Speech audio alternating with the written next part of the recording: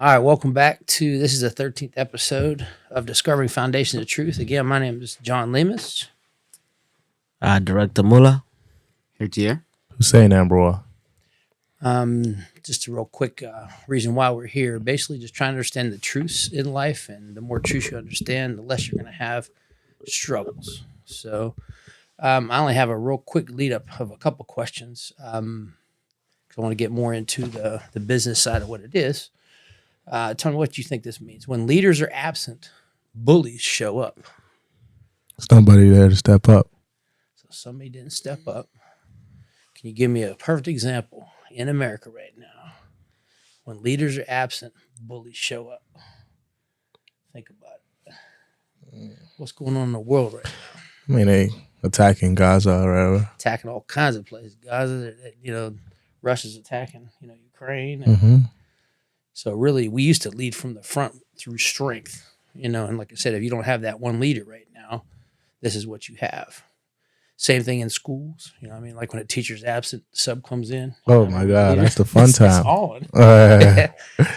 People just, like I said, people change when there's no real true leader, in the way. So now, I don't know if you ever heard this term before, and it explains what you see in schools right now. It's called nervous aggressive. Basically, what it means is all bark and no bite. Usually before you see a fight occur, somebody usually gets loud. Now, it isn't because that person is the strongest. It's because that person is kind of nervous. Right. And, they don't really want to fight, but they get loud so they can collect attention and have other people come in and try and stop what's going on. But there's actually a term for it, nervous aggressive. And you probably ran into people like that in your life. They get loud, but they're not effective. All right. So what I really want to talk about today, and like I said, today's going to be a little bit shorter. So building and actually understanding how to scale a business. So I want to talk a little bit about why do you think businesses actually fail? Because they said up to about 80% of businesses ever start will actually fail for multitude of reasons. But what do you think? I mean, they might not have clientele or clientele, okay. realistically, or the service to provide the clientele Not realistically. have a legitimate service. Mm-hmm. What do you think? What do you think? Why do businesses fail? I think businesses fail because it's the mindset of the founder of the business. Mm-hmm. Like people start business to make money and be rich, but forget that it's the service that comes first, and then worry about the money later. Yep. Okay. Yeah, lack of management is another one. Yeah. Okay, I'm actually here to tell you that, say like running out of money, the wrong team, like the wrong, business partners kind of stuff, rising costs, not enough customers, industry sinking, can't compete with the big guys, the type of business. Those are all actually symptoms of why businesses fail. It's not what businesses fail. It's not the reason why. Okay, you have to look at it as, if you don't know the reason why it's failing and you're always trying to kind of whack-a-mole the symptom, then it really never is going to thrive, Basically what it was saying is it's not the problem itself. So if you blame the symptoms, you're only going to treat the symptoms. You'll leave the real disease undiagnosed and untreated. Your business will turn around when you stop making excuses and blaming others for start making changes. The main reason why most businesses fail is because of lack of strategy. Yeah. Okay, just like anything else you go into in this world, you got to have kind of like the end in mind. You got to have an idea of what you're going to do. And a lot of people start something without really understanding the magnitude of what they're starting. Right. That includes business. It could be a relationship, could be, your finances, could be anything. But like I said, business is definitely one of them. So by definition, business strategy is a military term used to describe your business plan. So how are you going to achieve your business goals? There's really four main objectives why you want to start a business. And like I said, some of the stuff I'm just going to be telling you, like to create passive income, money while you sleep, to finance your lifestyle and your projects. You might want to fund your retirement, maintain your standard of living after you stop working. Okay, that's a definition of, is your business good? Can you kind of get out of the business and, live for a year and not really have it kind of break down? Some people start it for a big payday because they'll start it and they'll actually sell it to somebody else. They get it built up and sell it. Mm-hmm. And some of them actually start it for what's called a legacy business. So they want it kind of in their family for generation after generation. So those 4 things, the reason why. You always want to start something with the end in mind. So in the Bible, do you have any idea, you guys probably don't, how God created this world? Because it actually lists it right in the Bible. It probably does in the Quran too, but Yeah. the first thing he said was, let there be light. Okay, when he said, let there be light, basically he was saying that you have to be able to understand what's going on first before you even start doing anything. So you need credible and accurate and reliable information about the opportunity itself. So it's something called market research. So you crunch the numbers to determine whether or not the opportunity is credible, sustainable, and profitable. So a lot of people start businesses where it's kind of like that's what they want to do, but they don't really check and see, does anybody else want it? Right. And really, you want to start That's the whole something point, yeah. that somebody else wants, not necessarily what you want to do. Mm-hmm. When you want to do something, that's called hobby. Yeah. Business is when you're providing a service or a product. There's only 2 things you can do business with: service or product that someone else would want to, buy from you. I like that. Yeah. So it involves identifying, locating, and targeting the people that are already looking for what you're selling. Okay. A lot of people, they'll start something and say you're in the middle of nowhere. It's hard to start your business, and just they'll buy a building and they'll put their stuff in there and they'll just try to sell. Where, like I said, if there's really no understanding the market itself or not seeing that people are already coming to buy stuff, then they're not going to do well. Mm-hmm. So, Yeah. So you're always going to analyze your competitors, and you might want to model or hack some of their solutions. When you're starting a business, you should never be guessing away your life and livelihood. Basically meaning, if you do not do the research before you start your business, you're just basically giving your money away. Because most businesses are actually started up by money people have in savings, or they'll pull stuff out of 401k, their retirement or whatever, and they'll think, this is how I'm going to do it. Okay, so you all should know what you're facing with clarity about what, why, and how you're going to exploit your opportunity. Here's another good example. You'll never grow the business until you first know the business. That is So true. you got to understand what you want to do. You got to make sure there's a market for it. And then, like I said, you really got to know the intricacies of the business itself.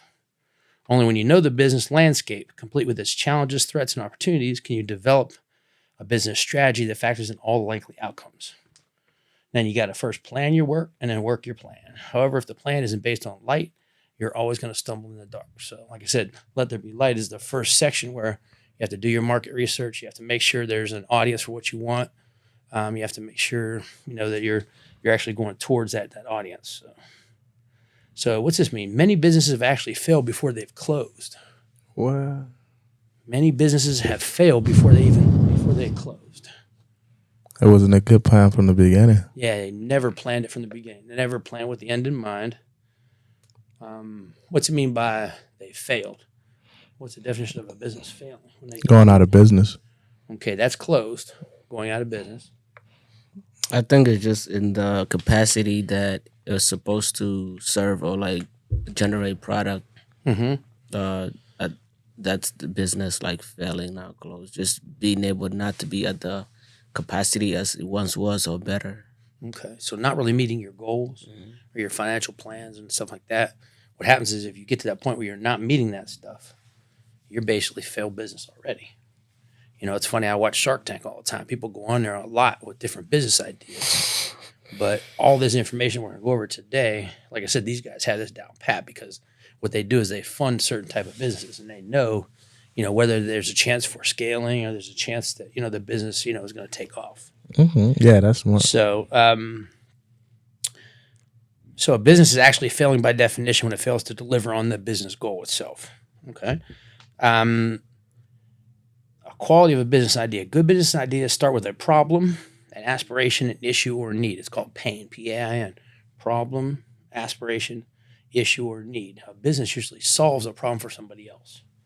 Okay? Yeah, if you're definitely. doing it just because it's a hobby, like I said, it's not going to work out. Only for you. Yeah.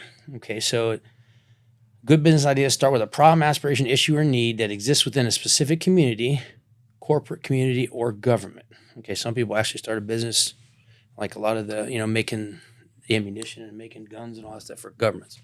You know, if they know that you're in a world where there's war all the time, that's a heck of a business to get into, you know, because you know there's always going to be a need. Okay, so people and companies will actually pay to solve their problems, achieve aspirations, resolve their issues, and meet their needs. So, does anybody here have a business idea? Think about it. Some of you guys are already doing businesses. Yeah. So, do you have a business idea that you already have done market research on, or is it just something you're just doing right now? Like, I'll start with me with my business with the dogs.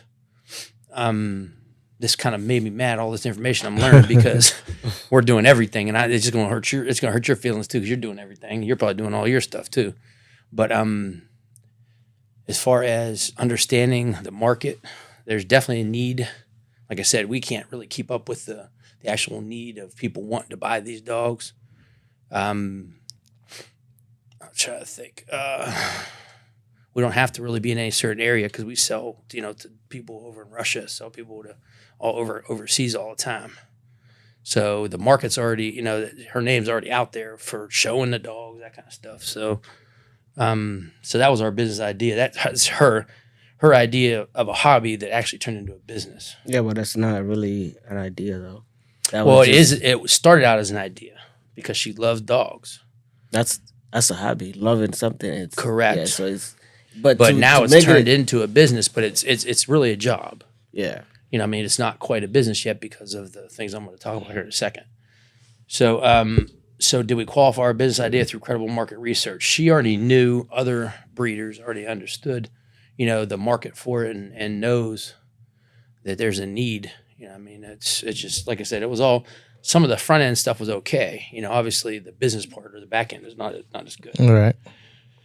Okay, so it says you want to know there's a market for your idea, that people are already spending money for that product or service. Definitely. So she already knew that. You want to know your product or service is sustainable and will it be in demand for the foreseeable future. So it's funny how much repeat business we get. Like once you start going to a certain way with dogs, they stay that way. It's like I bought like 5 Hondas in a row just 'cause I like Honda, and every time I wake up, sucker starts, I'm driving. That's all I care about for a vehicle. I don't care what it does for me or, it's like, okay, you want to know your idea is profitable. Now, this is the part that we didn't do very well, is price, cost, profits. Is there enough margin to make the business worthwhile? When we first started, we were selling dogs about $1,000 a puppy, and it's like, you could put $1,000 into a puppy before you even sell it. As far as taking it to the vet, feeding it, our time involved. So, like I said, it started coming up that she started talking to other people, and I swear the only difference between selling it for $1,000 or selling it for $3,500 or $5,000, it's just you make a decision. Yeah. And once you make a decision, what you're worth, you think you will eliminate some of the lower level people, but what you're going to do is you're going to see the higher level people come out of the woodwork. Some people won't buy something for $1,000. Like that ain't too cheap. Yeah, it's too cheap. You Like got a sick dog. I or thought, something. we're going to price ourselves right out of the market, but that's not how it works. The value of something, once you put it on there, then like I said, you'll find people that value it the same way. So just something to think about when you're doing your business and how you start with your money wise. If you start out cheap, everybody wants to do it. Everybody wants your service. Everybody wants. Yeah, for sure. If it says, I think it was Google. They said with their ideas, if people don't say no 50% of the time, you're not charging enough. What I'm saying? You got to get at least 50% no's before you're close to where the market will hold, withstand what your pricing is. So there's actually something called a value volume seesaw. So you can either have high volume, low volume, or you can have low value, high volume. Low value, high volume would be like Walmart.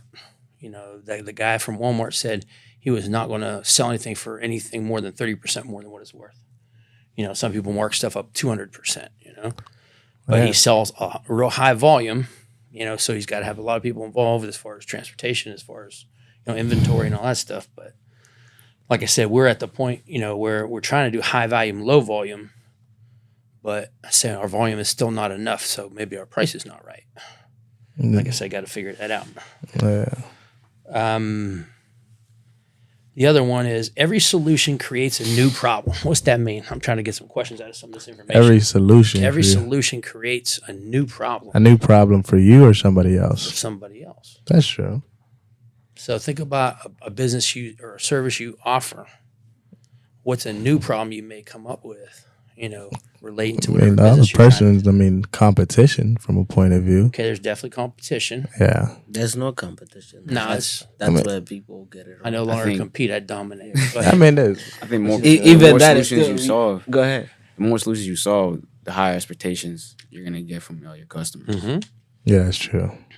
Even dominating, you're not supposed to dominate like anything. You're not supposed to dominate anything.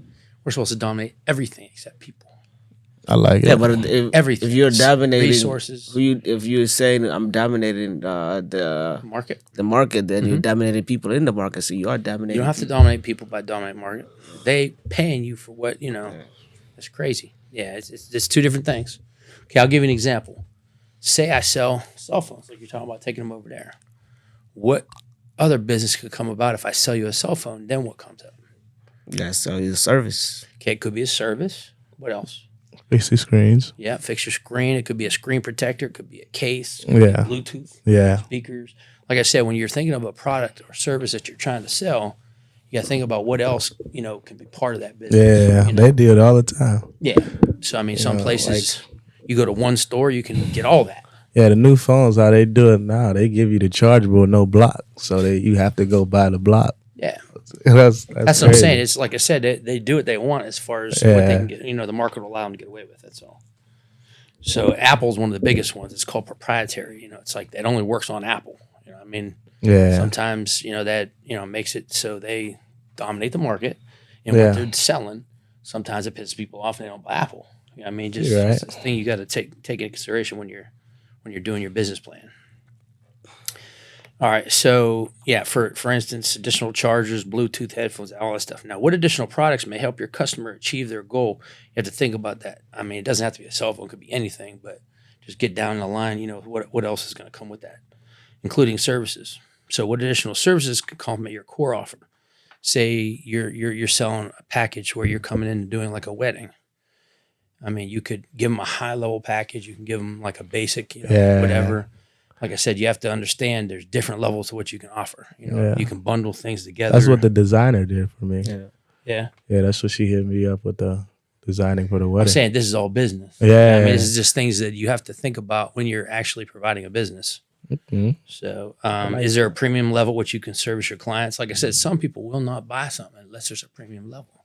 Yeah, I that's think this true. is what I am premium. Yeah. I mean, Ooh. you It's have how to- they carry themselves. Absolutely. But Yeah, I'm there saying you you go. think it's too high. Yeah. They think it's too low. It's crazy how it works. It's not about they think it's too low. They just hold themselves to a specific standard, and Yeah. it's a mentality. It's a way of thinking.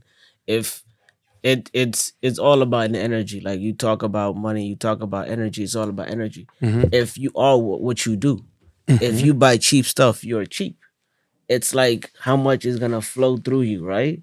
It's the whole being rather than like Doing. doing. Okay. So it's that. Like if they premium people that pay $10,000 for a dog,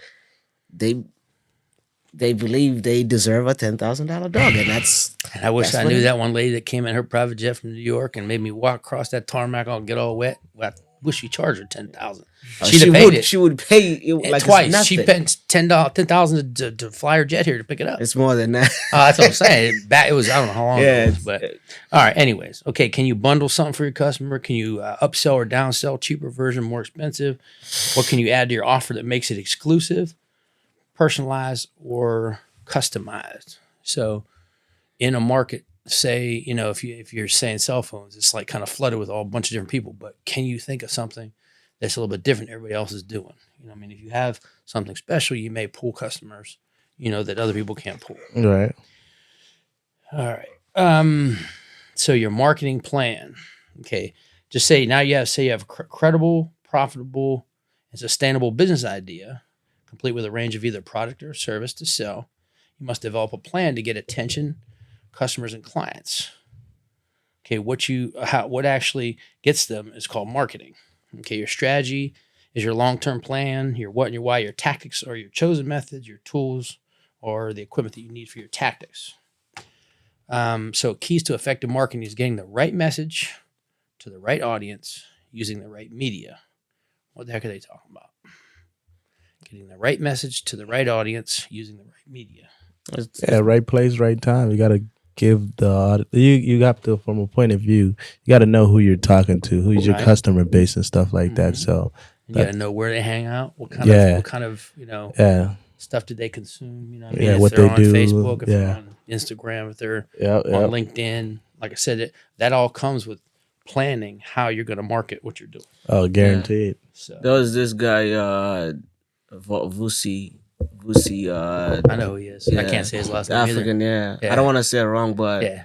he always asks like, where do Rolls Royce, like, have you ever seen a Rolls Royce On sale. Advertisement. on TV? Yeah. No, No. Hey. but it's because they know where to market. Their Rolls Royce, they're targeting people that want to buy private jet. So they put their efforts and magazines, all their advertising at air shows. So what does that say about people that buy Rolls Royce and buy private jets and TVs? The people that watch They're on TV that- they're ain't on got that shit level. going You on. ain't for it. lying. You that know? is an income reducing mail box. That's all that is. So People that got money and stuff don't even watch TV. You know what I mean? yeah, of course, you don't have like, Yeah. because they're too busy for TV. They're out there moving around, Yeah. and time is money. Like every second that you waste watching TV, that's time that you could be doing something else. That's correct. And he also said, how many times have you ever seen a Rolls Royce on sale? Never. That's what I'm saying. You're never down. I mean, you're not getting coupons for a Rolls Royce. You know what I'm saying? Maybe if somebody's selling it individually. Maybe. Nah, even I'm saying if like, you are, then you're Yeah. not. You shouldn't have had that in the first place. You know, Yeah, you're I not on can that say. level. You know? yeah, even in, like, it's just it's ridiculous. It's just Yeah. a different type I of mean, Mindset. mentality. Yeah. I feel like the car ain't worth it though. And when I mean worth it, it doesn't look It that depends. pretty. So beauty is in the eye of the beholder. Yeah, it's whatever you think you deserve. That's what it is. You're You can selling. say so. Like somebody who's buying a $10,000 dog, I wouldn't buy a dog for $2. You ain't lying. see You what I'm could. saying? You could. yeah. Pay me to take that dog. That's You know what I'm saying? and you the one selling them. Yeah. See? Yeah, same here. So. I'm telling you, there's a fire sale coming to my house. If the wife goes somewhere, I don't care. It's about, I got a good $200,000, $300,000 worth of dogs there, but it's like they're going for $50,000. I don't care what it costs to get them up out of there. So they just gonna open the gate. Fire sale. It's just they're out in the forest somewhere. You find one, you can pick it up. Yeah. All right, so you need to know people's problems, aspirations, issues, and pain, or needs. That's his pain. It will inform your marketing message. Your marketing message is fundamentally an offer you make to your market. So here's an example of an offer. So we know your pain and have developed a solution, bridge, or service that gets you from where you are to where you really want to be. You could trust us because like ... And there's a valuable aspect to our offer that you won't get anywhere else. We won't be beat on price, service, anything like that. Guaranteed you get your money back. You can try it before you buy it here. So the idea is your marketing message, like I said, has to kind of ring true with whoever's, trying to buy your product. Right. You have to use the right media. You need to locate your market. The message must be heard by the right people. Your dream customer consumes media. Okay, we already talked about that. Okay, now you're crunching the numbers. There are several costs associated with starting or running a business. Likewise, there's costs involved with growing your business. These costs should be calculated against conservative sales estimates and results listed in a cash flow forecast. So the idea is you got to understand, just because you have a little bit of money to start with, you have no idea how much it's going to cost down the line, because sometimes your business will run for almost a year before you even see any kind of interaction. So that's something you got to take into consideration. When you're asking for seed capital or you're trying to get an investor or whatever, it all kind of flows. Yeah. So the 4 types of business costs are startup costs, including equipment, stationery, web development. They're usually one-off costs. The second one is running costs, so predictable monthly outgoings, including your staff, subscriptions, payments, taxes, all that kind of stuff. Guaranteed. That's the biggest one. Yeah, well, that's why you got to try and find a way to Mhm. eliminate that. You can't eliminate it, but you got to get it less. Yeah. Growth costs, so any kind of marketing campaigns or anything you're trying to do so to grow, and contingencies like emergencies that are not expected. So when you're, like I said, when you're trying to plan all this, you actually need to imagine your business doesn't make money for a full year. What's it going to cost? When seeking for seed capital, you start your business, you have to check to seek to raise what you need to start and grow your business for a year. And just the person that's actually investing got to understand it might not come right back. That's why you see on that Shark Tank a lot of times they're like, I can't see my money coming back for the next 10 years, because they don't have a concrete plan of how they're going to, make money in their business. Right. So a lot of startups underestimate costs and overestimate their sales. So if you do that, then that's kind of a disaster. Talking about marketing excellence, moving to financial strategy. What are your financial goals? I have no financial goals for my business. For your business or for Do you have yourself? any? Not even for myself. I don't even care about money. It's a crazy thing. And like I said, it's stupid. It really is. I mean, like I said, Depends. you have to be able to kind of hold it accountable to what you're doing, as much time you're putting into something. I mean, in that sense, you're saying it like that because you understand there's something in the account. There's definitely something. Yeah. But I don't even know if it's from that or if it's from my Yeah. job. Like I Understood. said, I mean, you that's swipe the it. problem. Yeah, I mean, like I said, when you go somewhere, if you don't do that, initial market research and understand how much write it down, and it's just like I don't know. They say you focus more on money when you don't got it.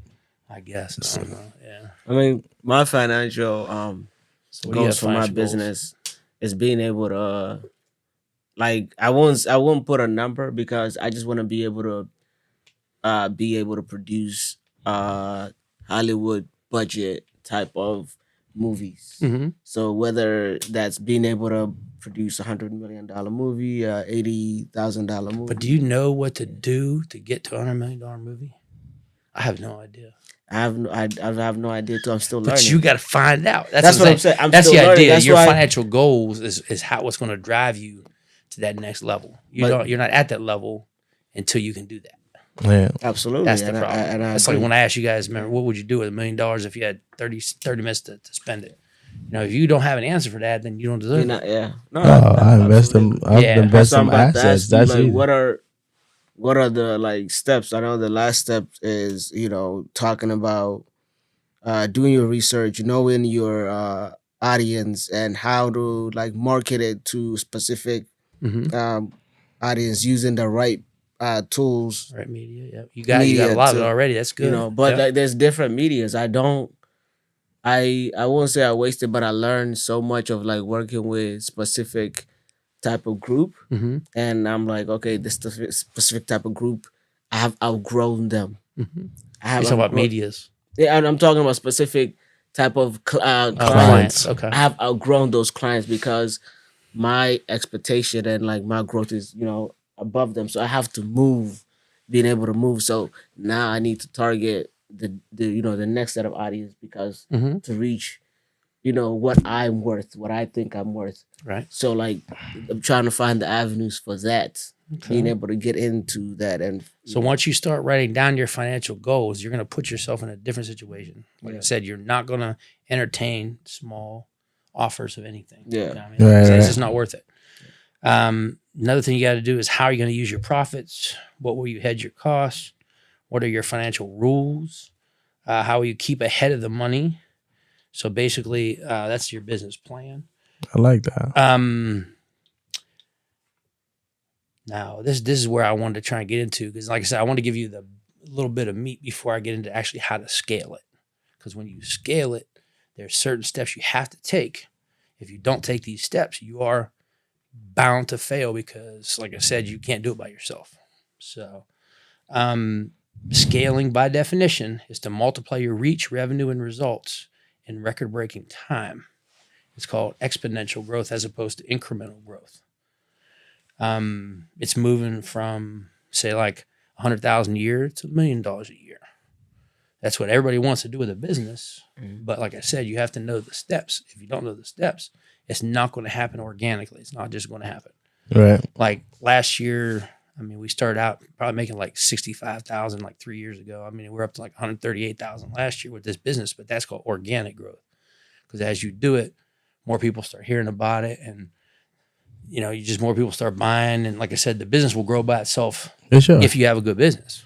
Mm-hmm. Or But- the money just changed. The what do you call it? What is the thing? The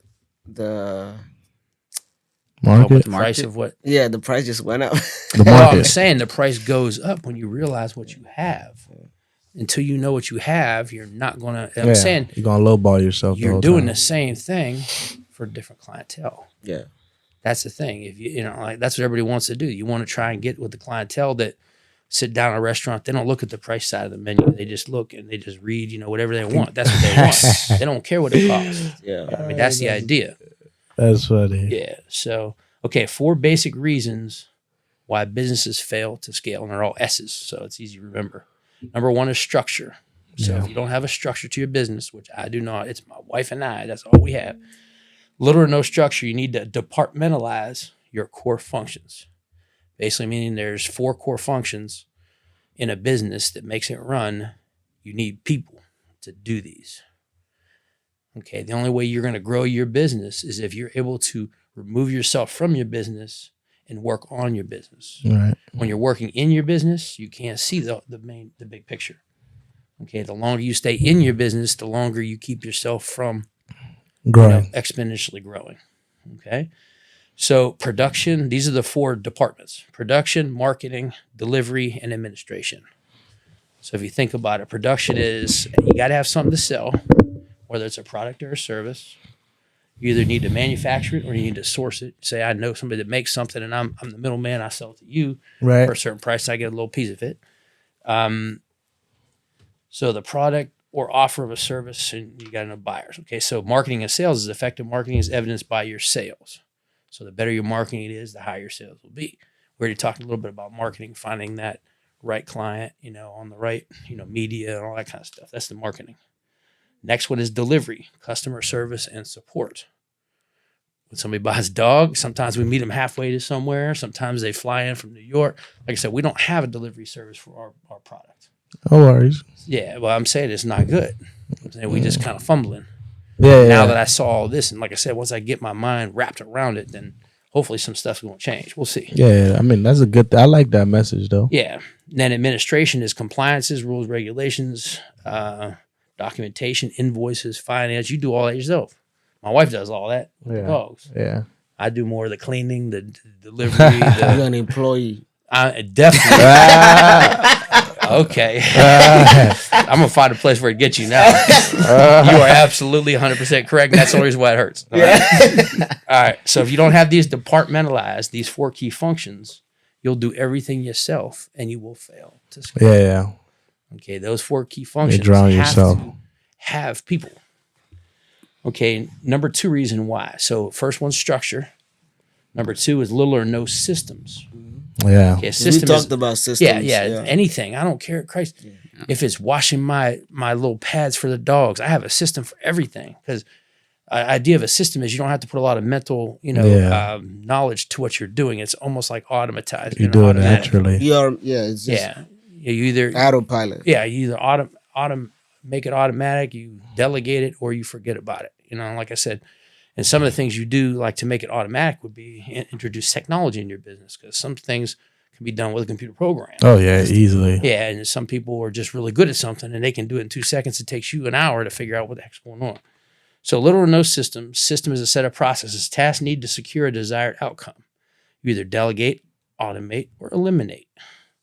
Don't forget about the 80-20 rule. Like I said, 20% of what you do gets 80% of your production done.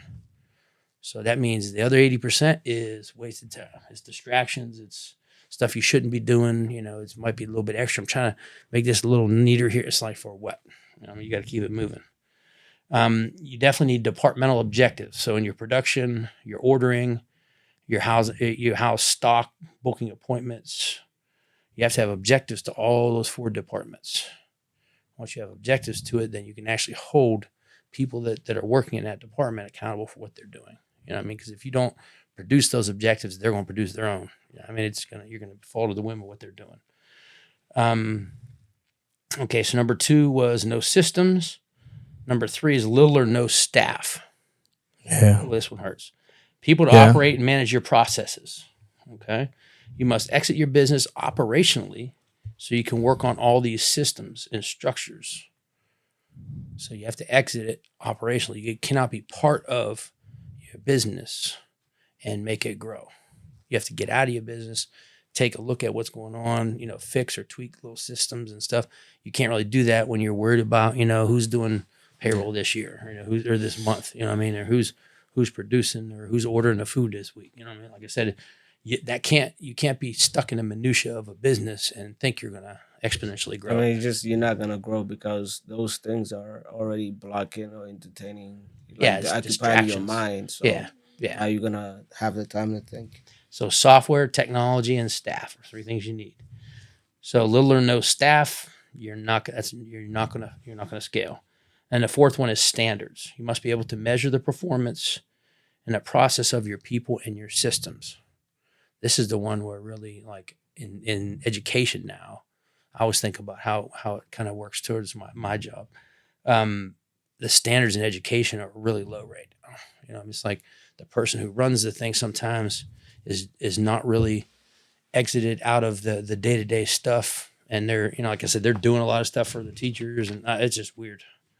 So there's no way to actually grow it. So as far as you definitely need to measure the performance or process, so you got to have standards. And there's something called KPI. They're key performance indicators. So information and data that you'll be able to kind of hold your staff accountable. So staff will be more productive if you have standards and if you have a structure. Right, definitely. Yeah, a lot of teachers will come in and say, well, there's no rule for this. There's no rule for that.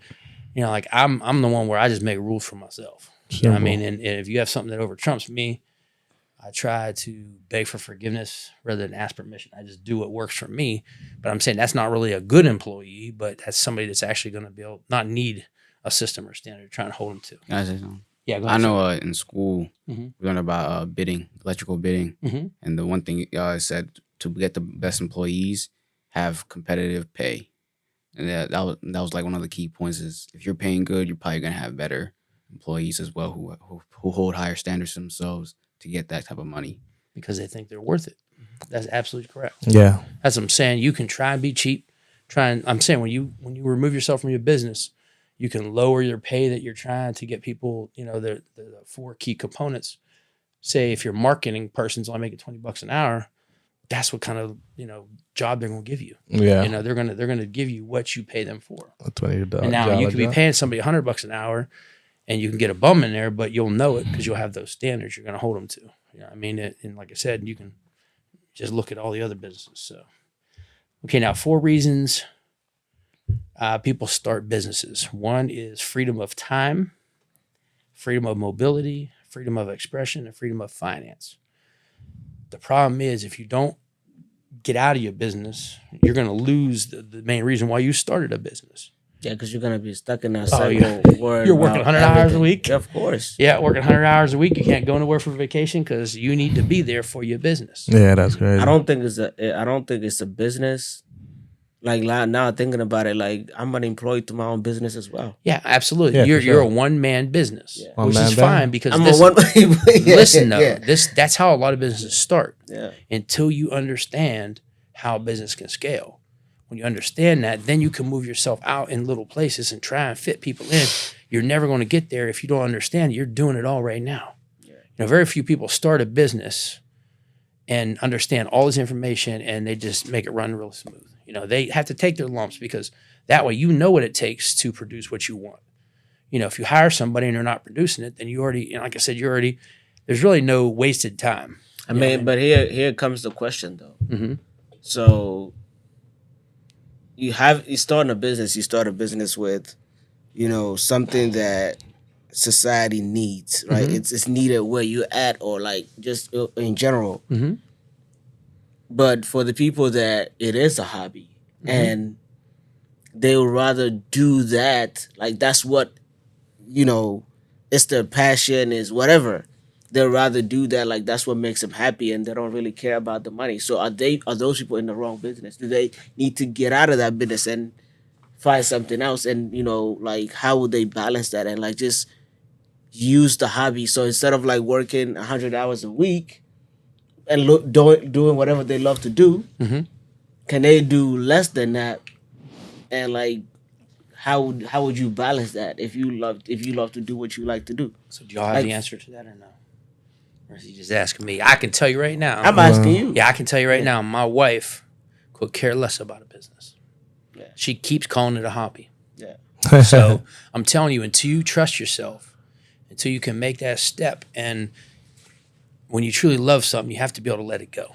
Absolutely. Because otherwise, it's more lust. It's like you have to. It has to be me. It's part of my identity. It's the idea is like I said, because a lot of times, like this business, I can see what they do a lot of times with kennels is they'll build it up and they'll sell it for say $1 million. Somebody gets all the paperwork. There's a lot of stuff involved with the kennel, and then I can go start something with that $1 million. That makes it way bigger.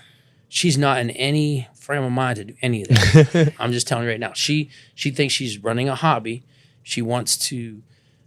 She's hooked it to her identity to the point where if she doesn't go to dog shows, she's like having fits. Because she sees people she wants to see, and so in her mind, it's different than my mind. But let me take it. So to there's this. nothing wrong with what you're saying. Is what I'm But saying. You can be yeah. that hobby person. Yeah. Not everybody is a business owner. I'm saying because it takes trust. It takes, I guess, just the understanding that you're not going to be able to control everything. But I don't even think it's trust. For example, you love to teach, and teaching Mm-hmm. is a business.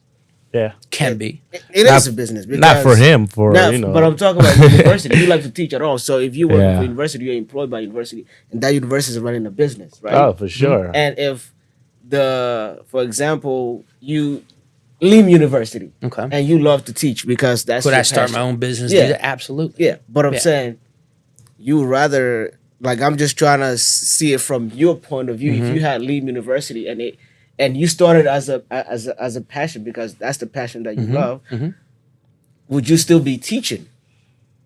Oh Or- yeah. So you I, have I- to. Mm-hmm. I would have a hard time removing myself That's what I'm from saying. because that is who I'm being. Like you can't. When you stop yourself from being something, then you're gonna be frustrated. So here's So my she question. may be being. Yeah. That might be why. I mean, Yeah. you're right. It Yeah. may So be a my reason. question is there then in that case are you in the wrong business? Do you need to change that, just make that your hobby and find something that you can that is actually needed by your community? See, the biggest thing is, like I said, you could have a reason why you're getting into business in the first place. Yeah. Those first 4 things that I The, told the you. reason is it's if you want to sell it, or if you want it to be a legacy business, Yeah. or you want to, like I said, you have to know what that is. You Yeah. want passive income, you want to fund your retirement, you want a big payday, or you want a legacy business. If you want a business, you have to have the exit in mind. There's no exit from what I'm doing.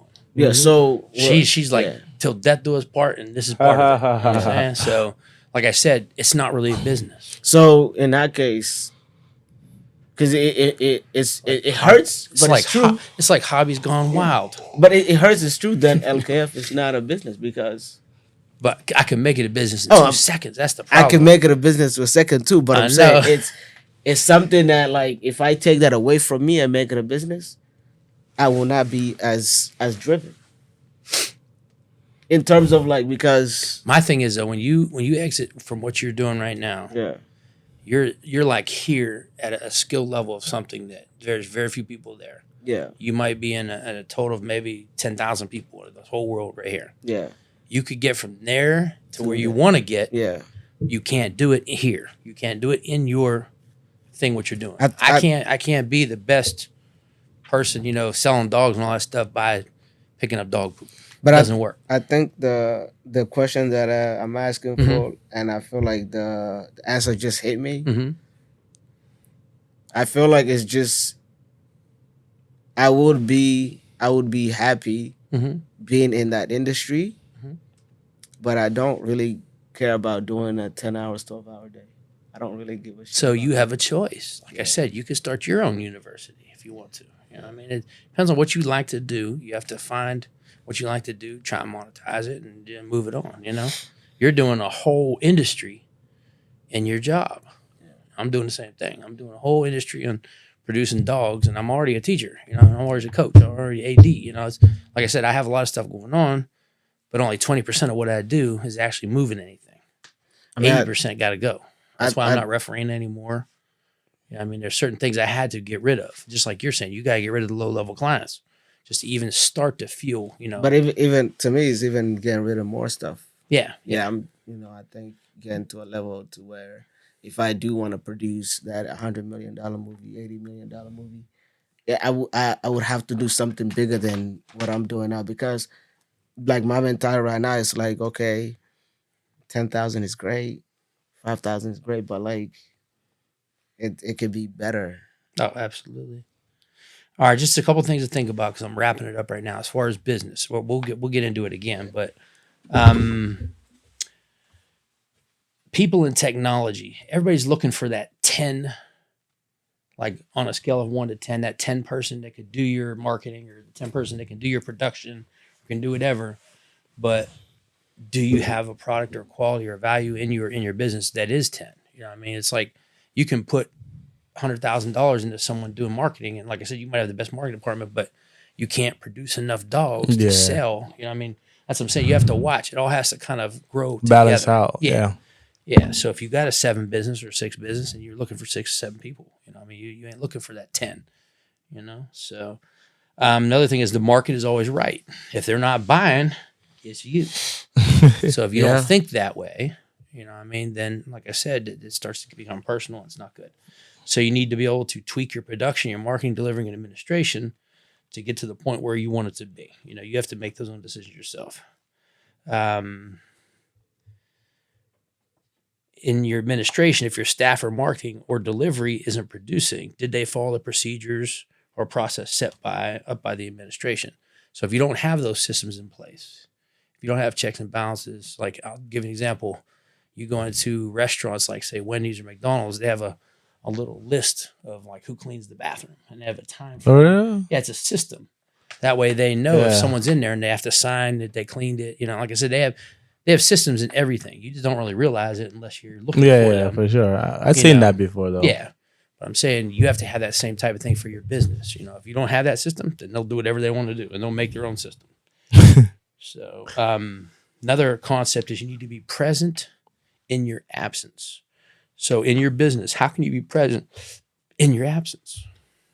I think it's still like having that system. Mm-hmm. Yeah, setting your standards on Yeah, setting your standards, your system, all that stuff has to be visible, even if you're not standing there making them do it. It's like, what does the school do when the principal has a meeting that day? Is it a house party or is it, business as usual? You know what I mean? Depending upon how he set his standards and how his systems work, is going to make a determination how it works in his absence. All right. That's basically all I had. Like I said, the more I looked at this information, the more I know that, there's no way to actually grow or, make a business scale without having more people. Yeah. Because you think about it, I got 2 hands, my wife got 2 hands, now we got 4 hands doing something. If we had 10 hands doing something and say 5 minds, like I said, you're just adding to imagination wise. And I told you, as far as the levels of value, you go from implementation, which we're doing everything, to communication. The higher you're able to communicate whatever you want, then you have more people come and do stuff, all the way up to implementation, communication, and then getting it together. Like management wise, that's number 2. Yeah. Communication is 3rd, and then 4th is imagination. So the more you're able to use you can't use your imagination if you're inside of something, Yeah. You gotta be able to step back. You gotta be able to see it from afar. Yeah. You gotta be able to not feel personal about everything. You know what I mean? It's not your fault or it's not anybody's fault. It's just the system isn't working. So it's your strategy. That's what it is. So if you have strategy, it's going to work. If you don't have strategy, you're guaranteed it not to work somewhere. You're going to see all these little things pop up, whether it's, all of a sudden we're short this month, we can't pay our employees or maybe there's no food left. They ain't want to hear that one. Yeah, that's what I'm saying.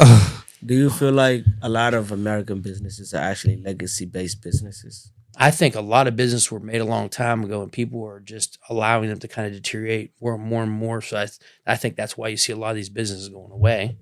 There was, like if you see JCPenney's, you see all these big companies and stuff. Well, also with technology and ordering online. And so they never really stayed relevant. You know what I mean? Yeah, I think instead of embracing it, they instead of embracing change, they went against it. Yeah, they just kind of, just like the idea of like Blockbuster Video and stuff like that. They used to rent videos. Yeah, Netflix killed them. But I'm They saying should have just embraced Blockbuster it. should have just embraced it and just did what they did. You know, what I mean, that's part of market research. And that's the thing. The human mind of ignorance is it's ridiculous. Yeah. Well, it's actually the option to be comfortable and not have to change. For sure, You know what I mean? 'cause they It's- Yeah, see- but that's change is not comfortable. comfortability. Though. Yeah, that's bad. It's- Yeah, there's no Mhm. growth very in bad. comfortability. You know what I mean? Yeah. So, No, I was just saying that because I was in Meadville Mhm. this week for like 3 days, and being able to go around like 5 businesses that like have like fifth generational and like just you're talking about little stores. no, these are like big companies. They Okay. do stuff for Boeing and stuff for the Okay, yeah. military, and they've been it's just generation of just like handing off to their son, daughter, or whatever, like something as cool as like laser metal repair, like it's something that was started way back. You'd think it wasn't even existent. But like you were just saying, like you got to think about it, whether you start a business for financial freedom, start a business to have more freedom on yourself, Yeah. start a business for like legacy so you can leave it for your family. That all has to Like, be in the plan. right, yeah, that's what Yeah. I'm saying. That's what God never started anything before he had the end already done. You know what I mean? Yeah. He already knows what's going to happen. I They got the said point to that. Yeah. he saw it before he started. So That's good. Yeah, that's why it's still going. I'm sure. yeah. Yeah, those freedoms are crazy. I mean that's why you start a business: freedom of time, mobility, expression, or finance. Yeah. So if you don't have those 4 freedoms, then you don't have a business. You have some kind of sinkhole that's sucking your. It could be your Your money, time. could be your time, could be it's Your keeping you in energy. one spot. Mobility and freedom of expression means basically being able to be who you want to be wherever you want to be. Like if you go into a business and it's running real smooth, the owner's probably not there. I mean, they're probably Yeah. on the beach somewhere. Oh You know yeah, what I for mean? sure. That's the idea. My thing That's is the freedom whenever of, I time. fly, I look at the people that sit in first class, Mhm. and not to see like who's the richest person, just to see like what do these people do outside of here.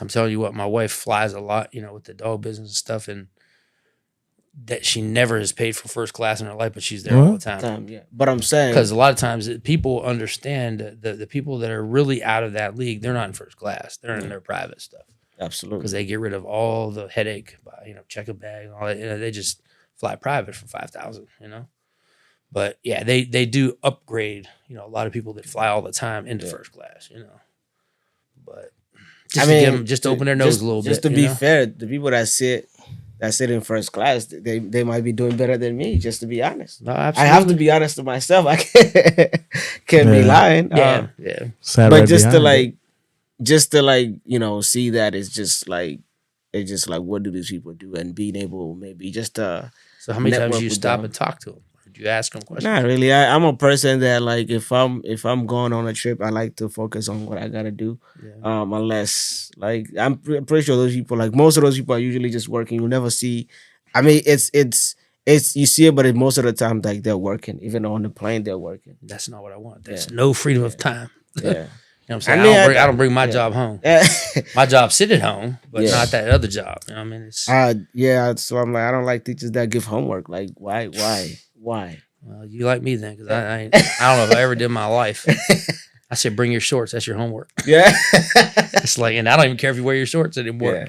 Because now they in the back. I'm done talking. Yeah. We're still on camera, right? Yeah. They down in the locker room. But I doing feel funny like stuff. I'm like, nah, dog, get up here, get up here. Sometimes it's just like this type of like it's good too. Yeah, yeah. It's not Yeah, But I learned a lot today. that's good. Yeah, that's So, a good. That thank was a you. good. Lesson. Yep. And like I said, there's a lot more involved in each individual part, but I wanted to keep it kind of general, because Mo wanted to be part of it too, and he's like, well, I can't do it today. I said, well, watch the podcast, Yeah. But we can talk about other stuff with it, because it's funny. Once I did this, now I just bought a book from Patrick Bet-David, who's a beast, and he's talking about all kinds of stuff about business. We're talking about $1 billion businesses though, a little bit different than just starting. Yes. This is just the entry level stuff. So, all All right. right. See Make you it a guys wrap. next time.